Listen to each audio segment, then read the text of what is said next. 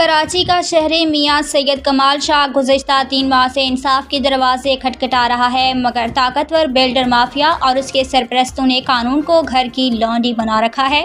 فراری builder وقاص خانانی اور ساتھیوں کے خلاف آخرکار تھانہ محمود آباد میں مقدمہ درج ہوا، مگر انصاف کا سفر یہاں رک گیا۔